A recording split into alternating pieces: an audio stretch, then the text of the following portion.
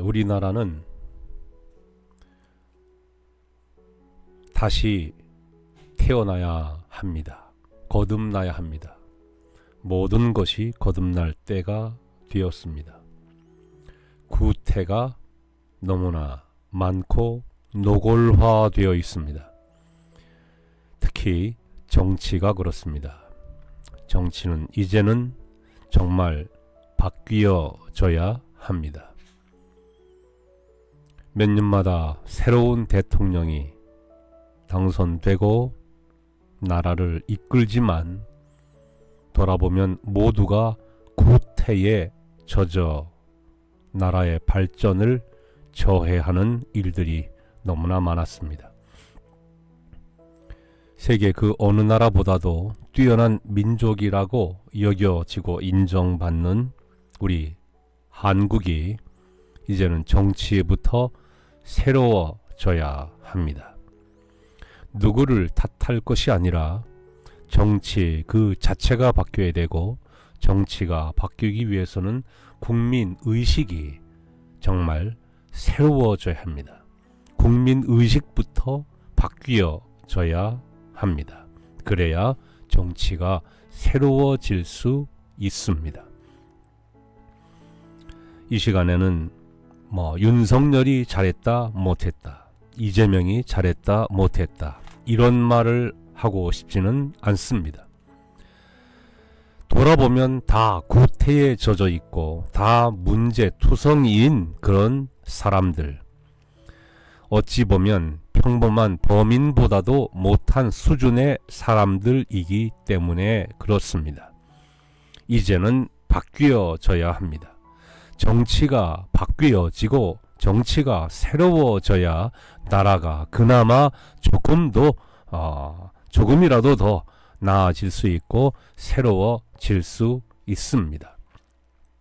민주주의는 진정한 민주주의다워야 하고, 그 민주주의 내부에 있는 그 어떠한 이슈나 어떤 반대의 세력이나 의견이나 이런 것들도 다 품을 수 있는, 그러면서 전체를 이끌되 뭔가 국민이 보거나 세계의 여러 나라들이 보거나 이제는 이제 새로운 아이디어의 그런 정치가 탄생할 때가 되었습니다. 수없이 많은 그 나날들, 세월들, 그 역사 속에서 다양한 이데올로기가 인간을 지배했지만 그 어떤 것도 완전하다 할 것은 아직은 없습니다. 그보다 더 새로운 것이 앞으로 나타날 가능성은 희박하지만 그래도 의식부터 새로워져야 합니다. 건전한 의식이 있어져야 하고 바람직한 의식이 마련되어야 합니다.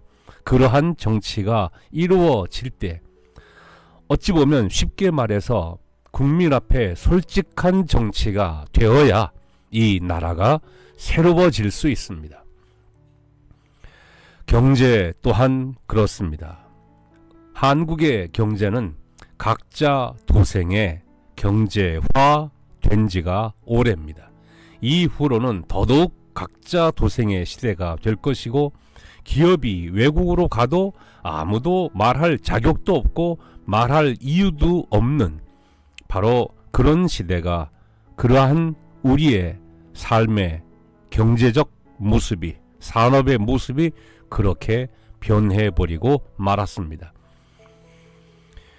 국민들이 아무리 힘들어도 너는 죽어도 나부터 살고 보자 하는 이러한 의식이 팽배해져 있습니다. 요즘 신문이나 뉴스를 보면 이재명 길들이기 해서 언론인들이 또는 정치인들이 이재명의 조언자가 아니라 이재명을 길들이려고 한다라는 말을 듣기도 합니다. 왜 갑자기 정치 얘기하다가 경제 얘기하다가 다시 정치로 돌아서느냐? 그것이 아니라 정치와 경제가 그만큼 긴밀하게 맞물려 있기 때문에 그렇습니다. 정치가 새로워지면 경제도 분명코 새로워집니다. 이루어집니다. 의기투합하고 서로 상생하고 서로 협력하는 그러한 경제의 환경이 조성될 때 대기업도 외국으로 빠져나가고 도망가듯이 주랭랑치는 그러한 모습이 아니라 이 나라 속에서 경제를 일으키고 그래서 인력도 뽑고 하는 그러한 가운데 이 나라가 좀 더 온전해지리라 생각을 합니다. 우리나라는 문화적인 요소도 더 이상 발전하는 그러한 모습이 없습니다. 근데 이후로는 그것이 더할 것입니다. 모든 것이 인공지능으로부터 비롯되고 인공지능이 또 다른 지능을 낳는 그러한 시대, 그러한 세대로 이제 변화되고 있습니다. 인공지능을 버리자는 것이 아니라 인공지능을 잘 활용하는, 바르게 활용해서 이 나라의 문화도 더 발전시킬 수 있는 우리 한국이 되어야 하겠습니다.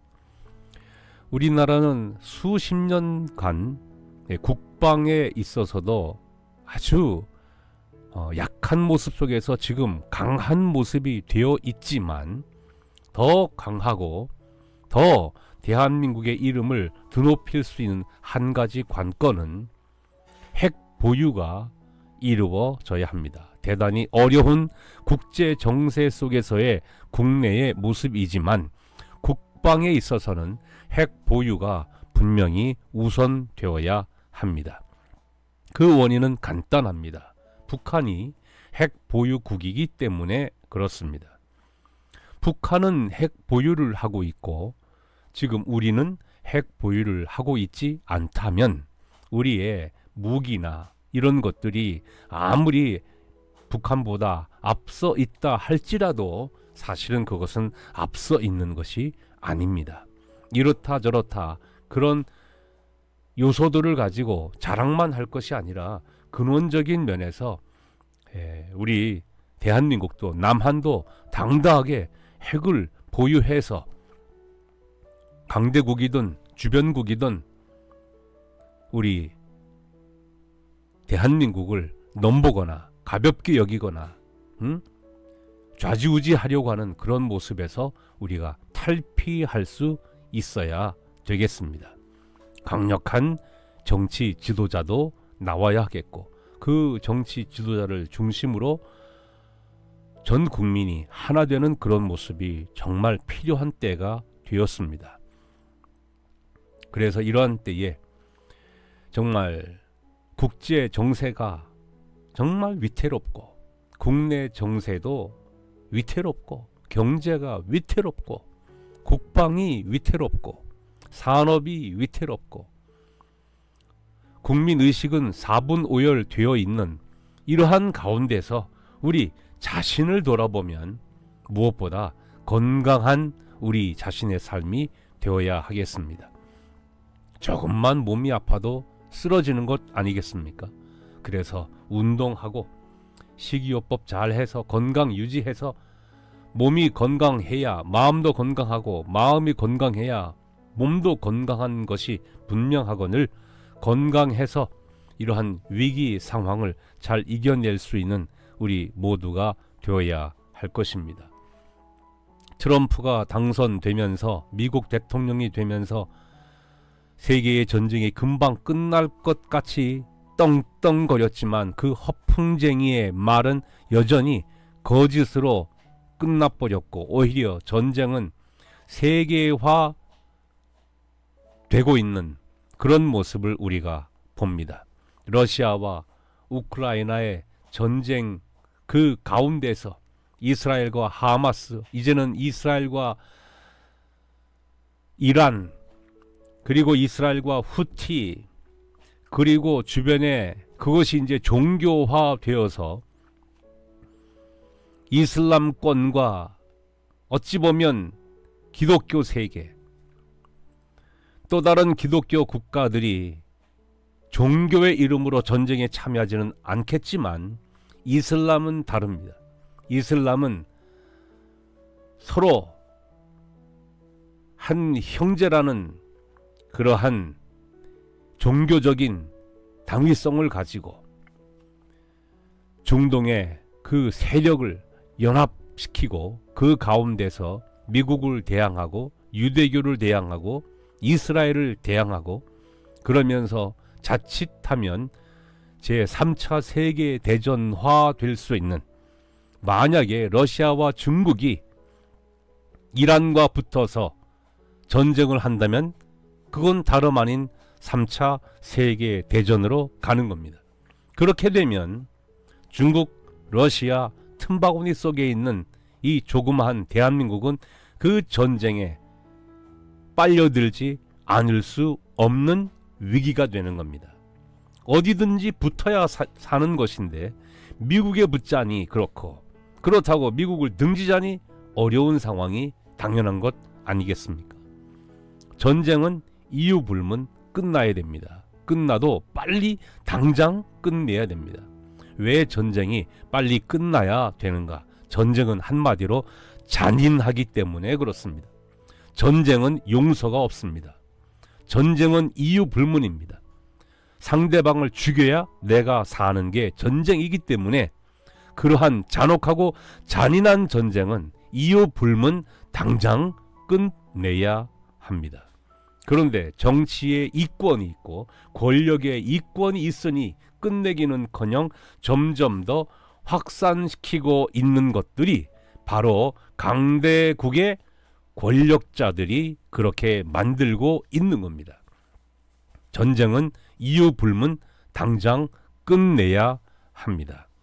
이 시대에, 이 문명 고도화된 정보화 시대에 전쟁이라고 하는 것은 결국 끔찍한 결과만 가져올 것이고, 그리고 전쟁을 일으킨 그 당사자들은 분명코 곱게는 죽지 못할 것입니다. 험하게 죽을 것입니다. 이후로는 인간이 모든 것을 지배하는 것처럼 되어 있지만 인공지능의 시대와 로봇 시대가 조금 더 진보하고 발전된다면 그 옛날 만화에서 나타나듯이 인간이 인공지능의 지배를 받고 로봇의 지배를 받다가 어떤 그 기계, 어떤 프로그램의 오류와 잘못으로 말미암아 지구는 또는 인류는 원치 않는 어려움, 극단적인 말로는 멸망에 처할 수도 있을 수 있습니다. 그런 일이 생길 수 있습니다. 오늘 이런 나름대로의 간략한 시사의 내용들을 전했습니다만, 한눈에 보는 지금 이 시대, 이 흐름을 우리 각자가 읽고 긍정과 적극적인 자세로서 앞으로의 삶을 살아가야 하겠습니다. 우리 모두는 힘을 내야 합니다. 어떤 것 때문에 기죽고, 어떤 것 때문에 짜증나고, 어떤 것 때문에 스트레스 받고, 어떤 것 때문에 내가 손해보고, 그 어떤 것 때문에 내 마음과 환경이 어두워진다면 그것은 그 어떤 것 때문일 수 있지만 근본적으로는 우리 자신의 마음가짐이 가장 큰 문제가 있는 겁니다. 어떠하든지 우리의 마음을 밝게 해야 됩니다. 시대를 읽고 내 마음을 밝게 하고, 시대를 읽고 내 마음을 긍정적으로 이끌어가고, 시대를 읽고 적극적인 삶의 자세를 가지고, 그렇게 우리가 하루하루 순간순간을 살아가야 합니다. 요즘 흔히 하는 말로 내일은 없는 겁니다. 아직 모르는 겁니다. 지나간 시간은 이미 사라졌습니다. 돌이킬 수 없습니다. 이미 지나간 시간은 1초도 돌이킬 수 없습니다.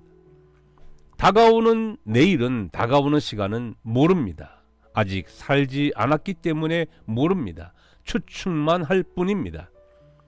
내일 죽을지, 잠시 후에 죽을지 그건 모릅니다. 모든 어려움을 겪는 사람들, 모든 죽는 사람들은 자기가 죽는 날을 모릅니다. 자, 어제는 갔고 내일은 모릅니다. 그렇다면 남아있는 것은 무엇입니까? 지금 남아있습니다. 오늘만 남아있습니다. 우리는 그래서 매 순간 매일매일마다 지금을 살고 오늘을 사는 것뿐입니다.